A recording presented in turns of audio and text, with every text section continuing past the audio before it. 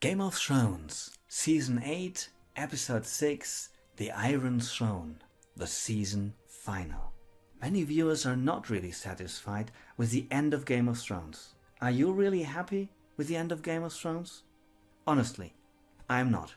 The final episode begins with a close-up of how destructive the victory over Cersei really was, and we begin to realize more and more that this could only be the beginning of a much larger destruction.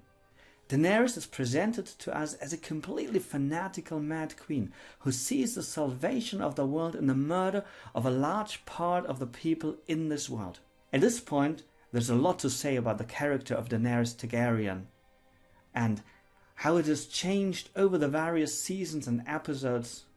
And therefore, right after this video, we will publish a detailed psychological analysis of the personality of Daenerys Targaryen, in which we look in detail on how she could be psychologically assessed or diagnosed, and whether the radical development presented to us as it is realistic from a psychological perspective or not, and what might perhaps be something that we might need to see differently than it was presented. In the end, the lot falls to Jon to kill Daenerys. In her last speech, especially in her last words to him, we learn once again many very interesting details about what happens psychologically inside her. But more about that in the next video. With a heavy heart, Jon stabs her, and shortly thereafter Drogon becomes aware of the scene. And to our astonishment, he either does not understand that Jon killed Daenerys, or he accepts the necessity of this action. In any case, he does not see Jon as the main problem, but the Iron Throne, and with his dragon fire he melts the Iron Throne and carries away the lifeless body of Dany. Jon has chosen duty over his love for Dany, and his reward is the survival of the people of Westeros. But for him personally, the story ends very unsatisfactory. He is to be sentenced to the death first, and eventually his sentence is changed and he is sent back to the wall where he should live a lonely life in the freezing cold. In the end, he decides to go all the way to the north with the wildlings, possibly avoiding the rules of the Night Watch that would have condemned him to a life without a wife or children. The unsatisfactory aspect of this development is, amongst other things, the fact that his seemingly auspicious heritage did not really have any meaning. At the end, perhaps only insofar as it caused, or at least significantly increased, the gap between him and Dany. The big question to solve now is the question of who should sit on the throne of Westeros. Tyrion suggests Brandon Stark as a candidate, and after Sam has proposed a democratic solution, which as might have been expected as just a reason for ridicule for the other rulers, but at least it is agreed that every new ruler should be elected and not inherit the throne. Although Brandon essentially seems to be a figure one could trust to have the necessary wisdom to govern Westeros, to me, and I think from an archetypal perspective, this solution is somewhat unsatisfactory. We have two characters in Game of Thrones who represent the figure of the wise hermit.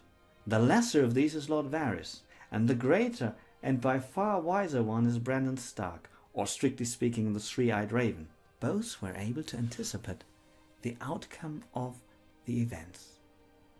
That Bran becomes the king in the end, however, somehow doesn't feel right.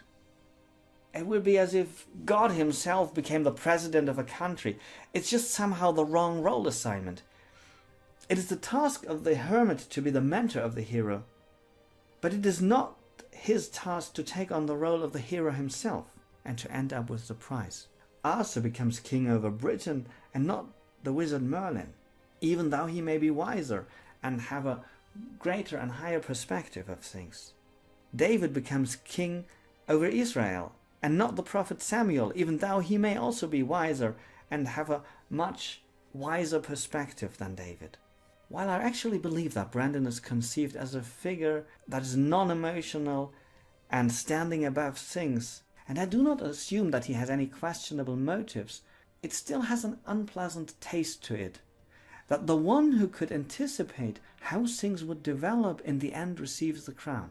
Theoretically, even as I said, I don't assume that, he could manipulate things. He could have manipulated things to achieve this goal for himself. And just this possibility is somehow unsatisfactory. Not because a character can or should not do the utmost to accomplish his goals, but because his special position as a keeper of the human knowledge and the memories of humanity should put him in a position to serve humanity and not serve his own goals. George R.R. Martin compared the end of Game of Thrones to the end of Tolkien's Lord of the Rings. Can you give us an insight to how the books might end? Is there going to be a happy ending, a sad ending? I think there's going to be a bittersweet ending. You know, I've always taken my influence from J.R. Tolkien, and if you've read Lord of the Rings, Sauron is defeated and the ring is destroyed in the end, but it's not a happy ending. There's a real sense of things lost too, and I found that very powerful and very moving, and so I think my ending will also have a bittersweet tone. I hope if I can bring it off the way I want to bring it off. He says that both The Lord of the Rings and Game of Thrones have no real happy ending. However, I see a significant difference here. If The Lord of the Rings ends bittersweet, Game of Thrones just ends bitter. Tolkien's story is very much inspired by mythology, and this is reflected in the outcome of the story.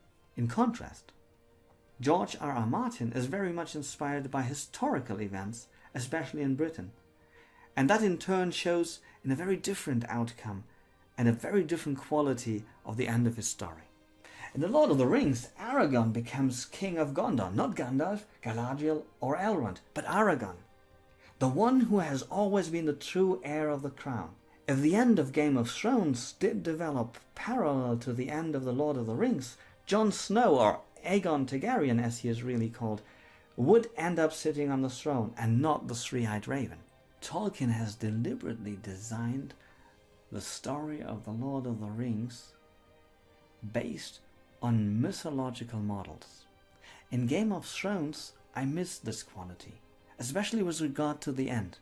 Of course, one may argue that life doesn't always end in a happy end, and of course that is undeniable. The function of history is to describe reality as it is, and this seems to be the general attitude with which Game of Thrones is written. The function of mythology is to show us how it could be or how it should be, and how it actually works when things are going well, when things are going right. I think that the task of fantasy literature should basically be closer to mythology. It should inspire us and give us an idea, so the mythological metaphors or the metaphors in the fantasy world, that it is possible to do something positive in the world, to achieve something amazing. And if someone feels dissatisfaction with the end of Game of Thrones, it's probably because he feels deep inside that should have given us this kind of inspiration. There's an interview with George Lucas where he has dealt with exactly this question. And what do stories do for us in that sense? What are myths? They try to show us our place. Myths help you to have your own hero's journey, find your individuality, find your place in the world, but hopefully remind you that you're part of a whole and that you must also be part of the community and think of the welfare of the community above the welfare of yourself. I hear so many young people today talk about a world that's emptied of heroism, where there are no more noble things to do. What do you say to them? I mean, everybody has the choice of being a hero or not being a hero every day of their lives. And you can either help somebody, you can be compassionate toward people, you can treat some people with dignity,